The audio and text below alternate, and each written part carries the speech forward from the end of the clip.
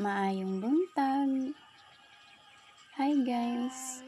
Di anapod ko karon sa among sinimanang buluhaton. Nag-harvest sa kuong okra. Damo pa mig-harveston karon guys. Wala pa akong mga kauban. So ako lang sa ang nag-harvest. So mao ni diri ang among kaokrahan guys. Dapaw ning dahon sa okra. Kinahanglan may guantes. So pagkahuman ani guys, mga rin na ko sa pikas luna diri sa Kamaisan.